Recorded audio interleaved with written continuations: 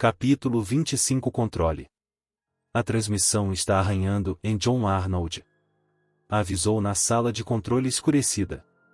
O pessoal da manutenção precisa checar os veículos BB4 e BB5 quando retornarem. Sim, Sr. Arnold, retrucou a voz no intercomunicador. Isso é apenas um pequeno detalhe, Ramon disse, entrando na sala. Olhando para fora, podia ver os dois Land Cruisers movendo-se silenciosamente pelo parque. Muldoon observava tudo, parado no canto. Arnold afastou a cadeira do console central. Não há pequenos detalhes, Sr. Ramon. Retrucou, acendendo mais um cigarro. Nervoso durante a maior parte do tempo, Arnold estava especialmente agitado. Naquele momento, tinha consciência de que se tratava do primeiro grupo de visitantes que realmente fazia a excursão pelo parque. Na verdade, sua equipe não costumava sair pela ilha. Só Arden, o veterinário, fazia isso às vezes e os tratadores dos animais só chegavam aos pontos de alimentação de cada área. Em geral, observavam o parque a partir da sala de controle. Agora, com visitantes lá fora, eles se preocupavam uma infinidade de detalhes. John Arnold era engenheiro de sistemas, tendo trabalhado no míssil submarino Polaris no final dos anos 60. Mas depois do primeiro filho a perspectiva de fabricar armas tinha se tornado muito deprimente. Nesse meio tempo, Disney começara a criar parques especiais altamente sofisticados, contratando pessoal da indústria aeroespacial. Arnold ajudara a construir o Disney World em Orlando, e depois instalara parques de porte, como a Magic Mountain na Califórnia, o Old Country na Virgínia e o Astroworld em Houston. O trabalho contínuo nesses parques turísticos lhe dera uma visão de certo modo distorcida da realidade. Arnold sustentava, meio de brincadeira, que o mundo todo podia cada vez mais ser descrito pela metáfora do parque de diversões temático. Paris é um parque temático, e proclamara depois de tirar férias. Infelizmente custa muito caro, e os empregados são desagradáveis e emburrados. Nos últimos 2 anos o trabalho de Arnold consistia em preparar o Parque Jurássico para funcionar. Como engenheiro, acostumara-se a projetos de longo prazo e com frequência referia-se à inauguração em setembro, pensando em setembro do ano seguinte. E quanto mais setembro se aproximava, mais ele se sentia insatisfeito com os progressos obtidos. Sabia, por experiência própria, que sanar os defeitos de um único passeio pelo parque poderia demorar anos. E eles tinham o parque inteiro para colocar em ordem. Você se preocupa demais, Ramon observou. Está enganado, e Arnold retrucou. Precisa-se dar conta de que o Parque Jurássico, do ponto de vista da engenharia, é de longe o projeto mais ambicioso em matéria de parques temáticos de toda a história. Os visitantes nunca pensarão nisso, mas eu penso. Ele ergueu os dedos, enumerando as questões. Em primeiro lugar, o Parque Jurássico apresenta todos os problemas de um parque temático clássico: manutenção das rotas de passeios, controle das filas, transporte, alimentação, acomodações, destino do lixo, segurança. Em segundo, temos todos os problemas de um zoológico grande, trato dos animais, englobando saúde, alimentação, bem-estar, limpeza, proteção contra insetos, parasitas, alergias e outras doenças, manutenção das barreiras e assim por diante. Fez uma pausa para dar uma tragada no cigarro. E, finalmente, temos um problema inédito: cuidar de uma população animal com a qual jamais alguém lidou antes. Ora, não é tão difícil assim, em Ramon argumentou. E, sim. Mas o senhor não fica aqui para acompanhar isso. Os tiranossauros bebem a água da lagoa. E ficam doentes, às vezes. Mas não temos certeza do motivo. As fêmeas dos triceratops se matam em lulas pelo controle do território, e precisam ser separadas em grupos com menos de 6. Também não sabemos o motivo.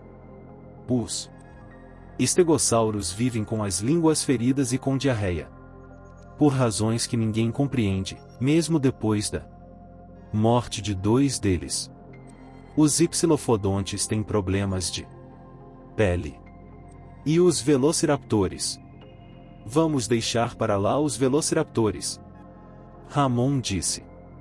Estou cansado de ouvir reclamações sobre os velociraptores. Eles são as criaturas mais terríveis que já vi. Isso mesmo, e Muldoon concordou em voz baixa. Deveriam ser todos destruídos. Você queria colocar coleiras com rádio neles. Ramon lembrou. E eu concordei. Sim. E eles arrancaram todas com os dentes, em pouco tempo.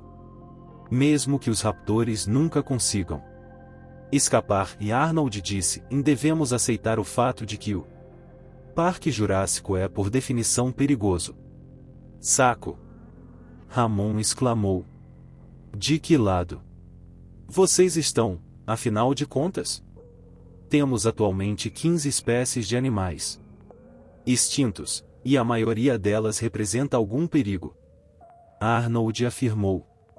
Fomos forçados a adiar o passeio pelo rio por causa dos dilofossauros e o do viveiro dos pteratops. Porque os pterodáctilos são imprevisíveis. Não se trata de atrasos de engenharia, Sr. Ramon. Temos problemas no controle dos animais. Já estou cansado dos atrasos na engenharia. Ramon reclamou. Não ponha a culpa nos animais. Sim, eu sei. Na verdade, a única coisa que conseguimos fazer funcionar foi a atração principal, o passeio pelo parque. Os CD-ROMs dentro dos carros, controlados pelos sensores de movimento, deram certo. Mas precisamos de semanas de trabalho para ajustar o sistema. E agora a transmissão elétrica dos carros começou a dar problemas nas marchas. Veja a coisa da seguinte maneira, em Ramon disse. Resolva os problemas de engenharia, e os animais entrarão no esquema. Afinal, poderemos treiná-los. Desde o início, aquela ideia estivera no centro do planejamento. Os animais, por mais exóticos que fossem, comportar-se-iam como os animais dos zoológicos de qualquer parte do mundo. Eles aprenderiam a reconhecer a rotina do tratamento, e se adaptariam. E o computador melhorou? Ramon quis saber, olhando de relance para Dennis Nedry, que trabalhava no terminal existente no canto da sala. Esse maldito computador só deu dor de cabeça até agora. Estamos chegando lá, e Nedry respondeu. Se tivesse feito as coisas direito desde o começo. Ramon começou, mas Arnold pegou em seu braço, tentando contê-lo. Não adiantava nada brigar com Nedry enquanto ele estava trabalhando. O sistema é muito complexo, e Arnold disse.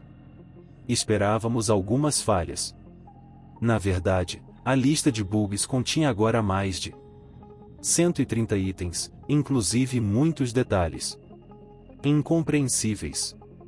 O programa de alimentação dos animais, por exemplo, repetia-se a cada 12 horas, e não a cada 24, e não registrava os alimentos fornecidos aos domingos. Como resultado, o pessoal não tinha uma noção exata do quanto os animais consumiam de comida. O sistema de segurança, que controlava todas as portas abertas por cartões magnéticos, desligava-se sempre que o sistema principal de energia era interrompido, e não funcionava com a força auxiliar. O programa de segurança só rodava com a força principal. O programa de conservação física, programado para diminuir a iluminação depois das 10 da noite, só funcionava em dias alternados. A análise automática das fezes, chamada de autopopo, planejada para identificar parasitas nos dejetos dos animais, invariavelmente registrava nos espécimes o parasita Phagostomum venenosum, que os animais não tinham. O programa medicava automaticamente os animais, misturando remédios na comida. Se os tratadores removiam os remédios dos depósitos de alimentos, o alarme soava e não conseguiam desligá-lo. E assim por diante, enchendo páginas e páginas de erros. Quando chegará, Dennis Nedry tivera a impressão de que poderia resolver tudo sozinho, no final de semana. Mas ficará pálido quando vir a lista completa dos problemas. Telefonar então para o escritório CM Cambridge, dizendo a sua equipe de programadores que precisariam cancelar os planos para o final de semana e trabalhar direto até segunda-feira. E avisar a John Arnold que precisaria de todas as linhas telefônicas que ligavam a Isla Nublar com o continente, para transferir dados para seus programadores. Enquanto Nedry trabalhava, Arnold chamou uma nova tela em seu monitor, para acompanhar o trabalho de Nedry em seu console. Não que desconfiasse de Nedry, mas preferia saber o que estava se passando. Ele olhou para os gráficos no console da direita, que mostravam o roteiro dos Land Cruisers elétricos.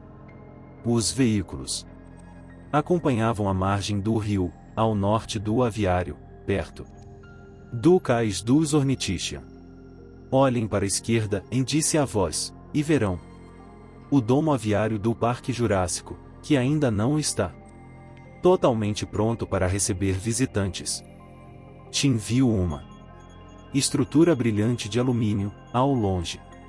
E bem abaixo dele está a selva mesozoica, perto do rio. Se tiverem sorte, poderão ver um carnívoro muito raro. Mantenham os olhos abertos, todos vocês. No interior do Land Cruiser, as telas mostravam uma cabeça similar à de um pássaro, com uma crista vermelha. Mas todos no carro de Tim olhavam pela janela. O carro acompanhava um penhasco alto, que terminava num rio de águas rápidas, bem abaixo. O rio corria praticamente oculto entre a densa folhagem das duas margens. Lá estão eles, e anunciou a voz. Os animais, conhecidos como Dilophosaurus. Apesar do que a gravação dizia, Tim só viu um deles. O Dilophosauro baixou as patas dianteiras, para beber no rio. Tinha a estrutura básica de um carnívoro, com cauda grossa, patas traseiras fortes e pescoço comprido. Seu corpo de 3 metros era coberto de manchas amarelas e pretas, como um leopardo. Mas foi a cabeça que chamou a atenção de Tim. Duas cristas altas, curvas, iam do alto do crânio até o nariz. As cristas encontravam-se no centro, desenhando um V na cabeça do dinossauro. O animal lançou um grito como o pio da coruja. Eles são lindos, e Alexis disse. Os Dilophosaurus, e prosseguiu a gravação, estão entre os primeiros dinossauros carnívoros. Os cientistas acreditavam que os músculos da mandíbula eram fracos demais para matar as presas, e imaginavam que se alimentavam basicamente de animais mortos. Mas agora sabemos que são venenosos. Puxa vida, exclamou Tim. O grito característico do Dilofossauro chegou novamente a eles, trazido pelo ar da tarde. Alexis agitou-se em seu assento. São mesmo venenosos, Sr. Regis? Não se preocupe com isso, e Regis tranquilizou-a. Mas é verdade ou não? Bem, claro que sim, Lex.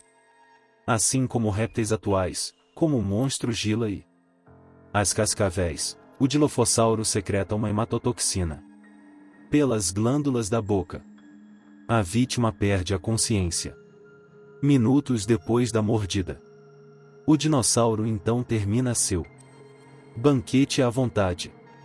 Isso torna o Dilofossauro um belo, porém mortífero exemplar entre tantos existentes no Parque Jurássico. O Land Cruiser fez a curva, impedindo a visão do rio.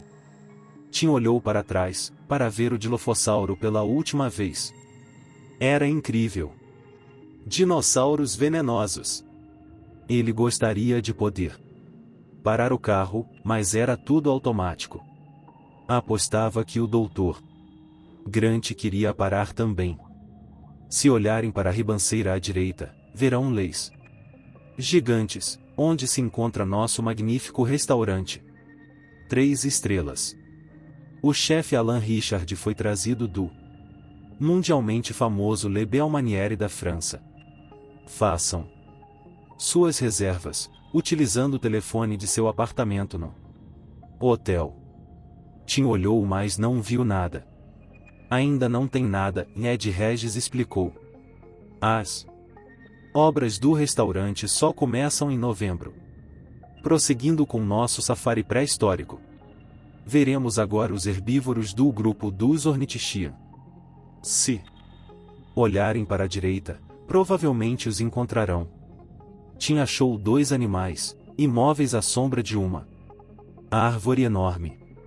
Triceratops, do tamanho e da cor de um elefante, acinzentados, com o jeito truculento de um rinoceronte. Os chifres, acima de cada olho, erguiam-se 1,5 metro no ar, parecidos com presas de elefante invertidas. O terceiro chifre, como de um rinoceronte, ficava perto do nariz. Eles tinham a boca bicuda dos rinocerontes. Ao contrário de outros dinossauros, na voz explicou, o Triceratops serratus não enxerga muito bem. Só vê de perto, como os rinocerontes atuais, e objetos em movimento costumam pegá-los de surpresa. Eles atacariam o carro, se estivessem próximos o suficiente para vê-lo. Mas podem relaxar, amigos, estamos seguros aqui dentro. Os Triceratops possuem uma crista em forma de leque, atrás da cabeça. Ela é feita de puro osso, e é muito forte. Estes animais pesam cerca de 7 toneladas cada um.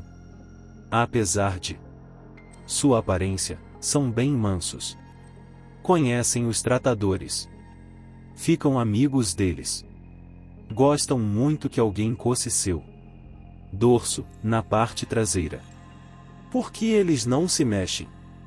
Alexis perguntou, abrindo a janela. Mexa-se, animal estúpido. Vamos, ande. Logo. Não provoque os animais, Lex, Ed Regis alertou. Por que não? Ele é tão estúpido. Fica ali parado. Como uma gravura num livro. A voz prosseguia. Monstros pacatos, de um mundo perdido. Contrastando bastante com o que veremos a seguir. O mais famoso predador da história do mundo e o magnífico lagarto tirano, conhecido como Tyrannosaurus rex. Meu Deus! O Tyrannosaurus rex, Tim disse. Espero que sejam melhores do que estes tontos. Alexis resmungou, deixando de lado os Triceratops. O Land Cruiser seguiu em frente arranhando. Capítulo 26. O Grande Rex. Os possantes tiranossauros se desenvolveram tardiamente na era dos dinossauros e surgiram apenas nos últimos 15 milhões de anos deste período que englobou 120 milhões de anos.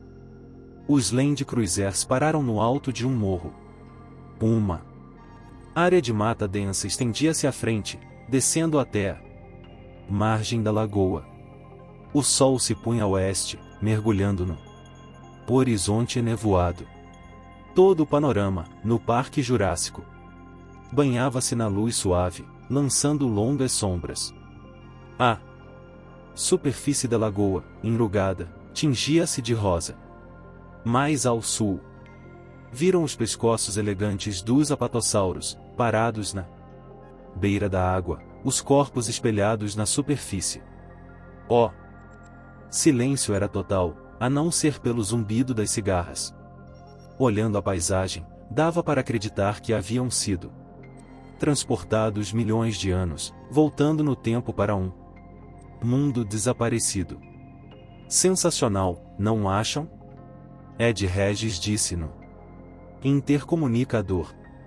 Gosto de vir para cá às vezes, no final da tarde, e ficar sentado apreciando a vista. Grant não se impressionou. Onde está o T-Rex? Boa pergunta. O menor fica sempre perto da lagoa.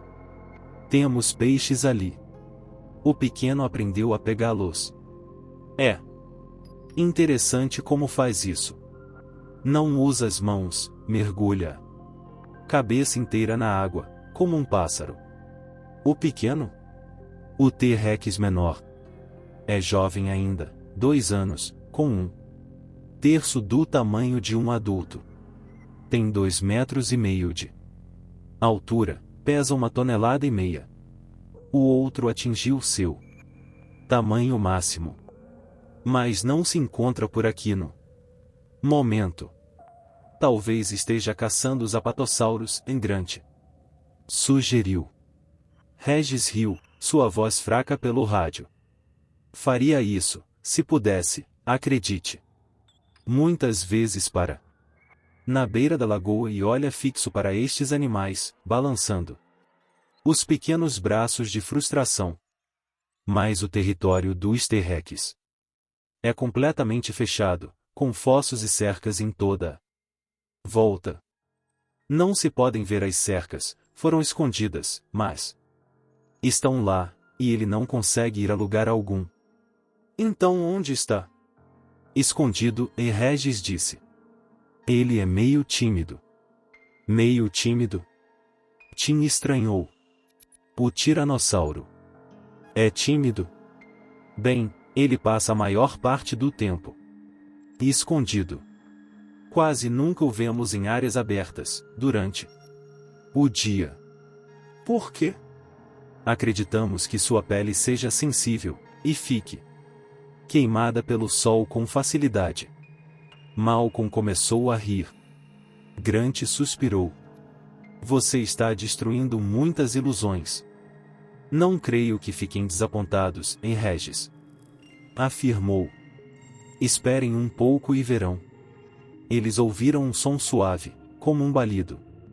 No centro do campo, uma pequena jaula surgiu, erguida por um mecanismo hidráulico subterrâneo. As barras da jaula desceram e a cabra ficou perdida no meio do campo aberto, balindo desconsolada. Prestem atenção agora, e Regis avisou. Todos colaram o rosto nas janelas. Olhe só para eles, e Ramon disse, observando o monitor da sala de controle. Tão ansiosos, espiando pela janela. Não aguentam mais de curiosidade para ver o bicho. Adoram o perigo. É isso que me assusta, e Muldoon replicou. Ele brincava com o chaveiro que tinha na mão, acompanhando tenso o monitor que mostrava os Land Cruisers. Muldoon compartilhava as preocupações de Arnold, na primeira excursão de visitantes ao Parque Jurássico. Robert Muldoon, aos 50 anos, ainda esbanjava vigor, com seus olhos azuis escuros e bigode grisalho. Crescerá no Quênia, onde tinha passado a maior parte da vida trabalhando como guia para caçadores de grandes animais, profissão herdada do pai. Mas, desde 1980, servia principalmente de consultor para grupos ecológicos e construtores de parques para animais selvagens. Tornará-se conhecido um artigo no Times de Londres afirmara: Roberto Mouldon é para os zoológicos o que Robert Trent Jones foi para os campos de golfe, um designer com incomparável conhecimento e capacidade. Em 1986, ele trabalhará para uma empresa de São Francisco, que construía um parque ecológico numa ilha da América do Norte. Mouldon planejara as áreas de cada animal, definindo espaços e habitats necessários para leões, elefantes, zebras e hipopótamos. Mostrará os animais que podiam dividir o mesmo espaço, e aqueles que precisavam ser separados. Na época, não passava de um serviço de rotina. Andava mais interessado em um parque indiano chamado Tigerward, no sul de Caxemira. De repente, há um ano, receberá uma proposta para ser guarda dos animais no Parque Jurássico. Isso coincidirá com seu desejo de deixar a África. O salário era excelente, o contrato durava no mínimo um ano. Tinha ficado assombrado ao descobrir que o parque na verdade reunia animais pré-históricos geneticamente reconstituídos. Claro, o serviço o interessou.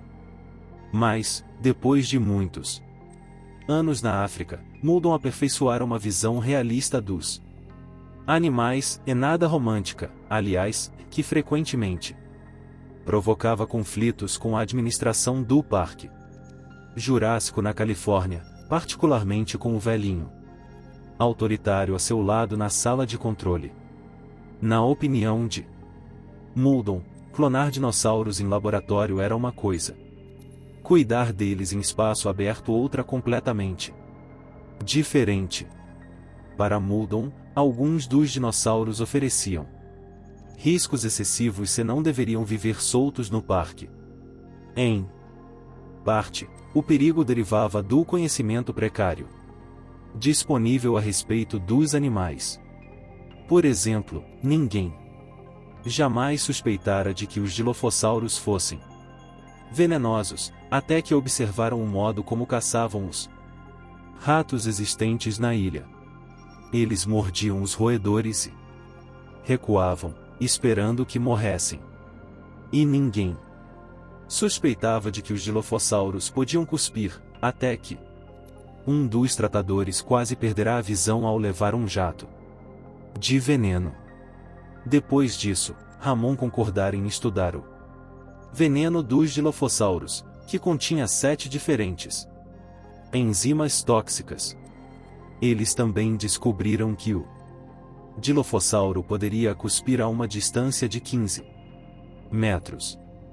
Como isso implicava na possibilidade de um visitante ser atingido dentro do carro e ficar cego, a administração preferira remover as bolsas de veneno. Os veterinários tentaram isso 2 vezes, com 2 animais diferentes, sem sucesso. Ninguém sabia onde o veneno era secretado. E ninguém saberia, até se fazer uma autópsia num dilofossauro, e mais a administração não autorizava o sacrifício de um deles. Mouldon preocupava-se mais ainda com os velociraptores. Caçavam por instinto, e nunca deixavam passar uma presa. Matavam mesmo quando não sentiam fome. Matavam pelo prazer de matar. Eram ágeis, corriam muito e saltavam a uma distância surpreendente. Possuíam garras letais nas 4 patas. Um golpe do braço retalharia uma pessoa, arrancando suas entranhas. E as presas poderosas rasgavam a carne, ao invés de mordê-la. Sua inteligência superava em muito a dos outros dinossauros. Pareciam ter um dom natural para fugir das J-aulas. Todo especialista em zoológicos sabia que determinados animais tinham tendência para fugir de seus espaços confinados. Alguns, como macacos e elefantes, conseguiam destrancar portas. Outros, como os porcos selvagens, eram suficientemente inteligentes para abrir os ferrolhos das jaulas com o focinho.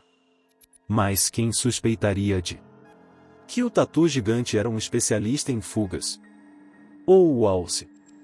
Mas um alce era quase tão habilidoso com o focinho quanto um elefante com sua tromba. Os alces sempre davam um jeito de escapar, tinham talento nato para isso. O mesmo ocorria com os velociraptores. Os raptores possuíam a inteligência dos chimpanzés. E, como os chimpanzés, eram ágeis, dotados de mãos habilidosas que lhes permitia abrir portas e manipular objetos. Escapavam com facilidade.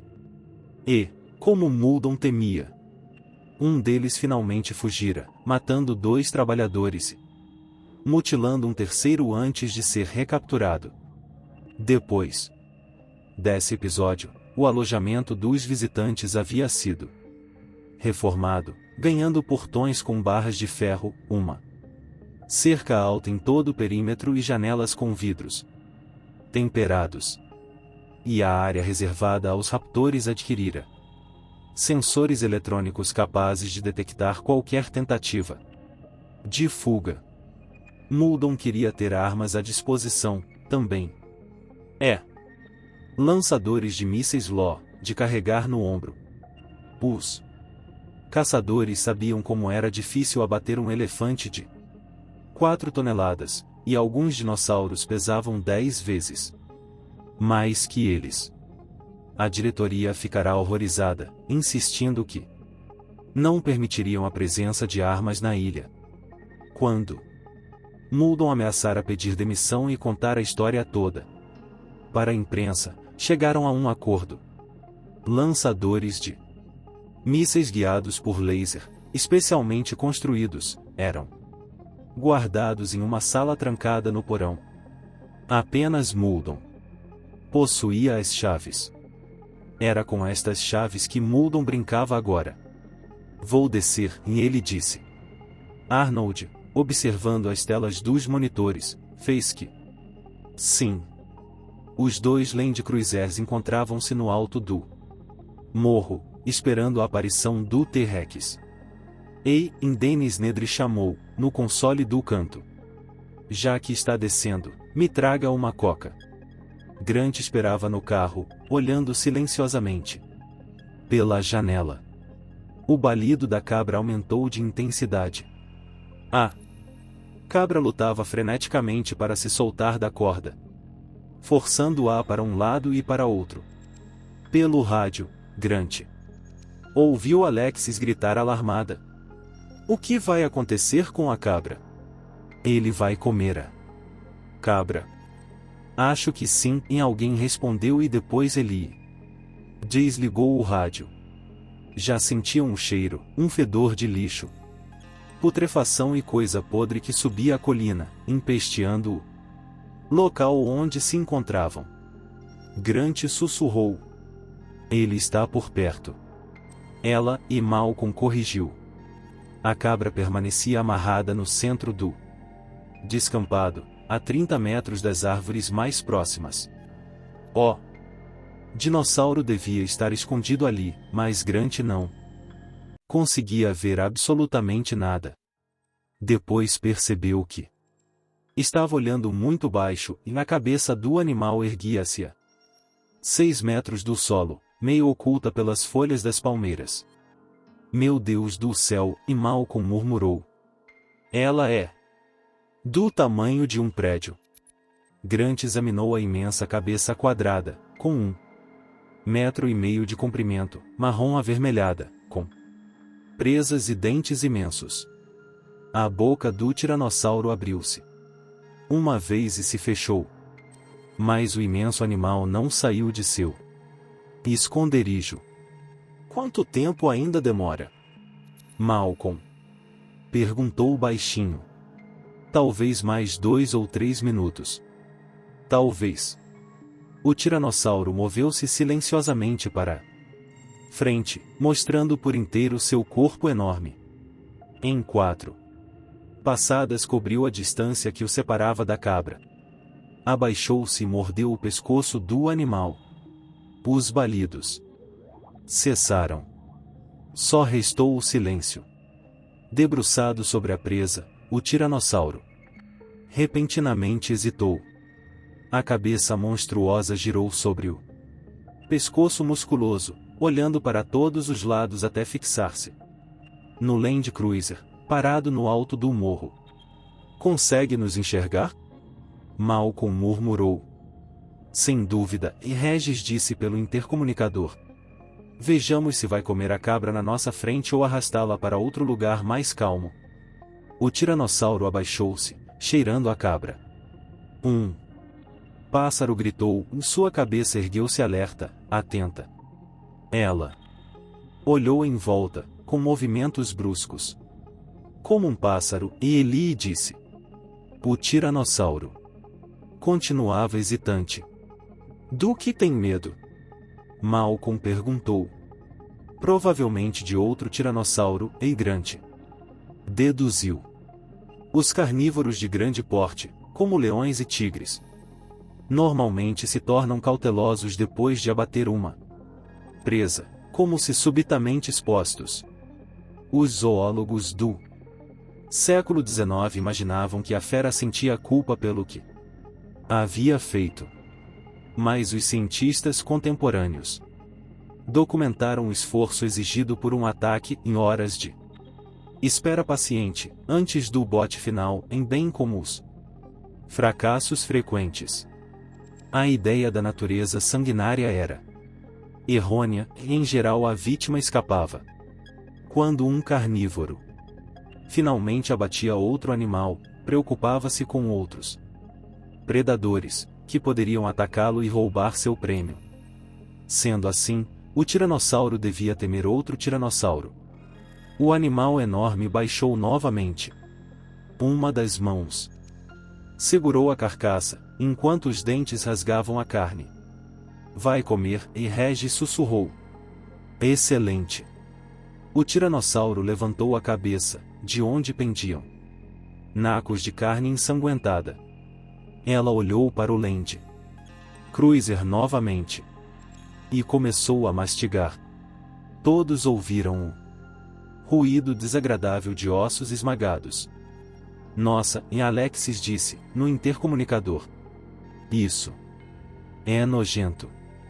Depois, como se a cautela tivesse levado vantagem, o tiranossauro ergueu os restos da cabra com as patas dianteiras e carregou-os silenciosamente para o meio das árvores.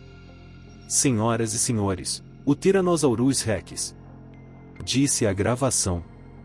Os Land Cruisers começaram a se mover silenciosamente, por entre as folhagens. Malcolm recostou-se novamente no assento. Fantástico, e comentou. Genaro enxugou o suor da testa. Ele estava pálido. É isso, guerreiros e guerreiras. Espero que tenham curtido o vídeo tanto quanto eu curti trazê-lo para vocês. Agradeço de coração por terem assistido até o final. Se ainda não fazem parte da nossa comunidade, não se esqueçam de se inscrever no canal Samurai Novel para não perderem nenhum conteúdo épico que está por vir. E claro, a força do nosso clã cresce com a união de cada um de vocês. Compartilhem nossos vídeos com seus amigos, para que mais pessoas possam se juntar a essa jornada incrível. Juntos, somos mais fortes. Até o próximo vídeo, guerreiros. Continuem trilhando o caminho dos samurais e espalhando a energia positiva. Arigato!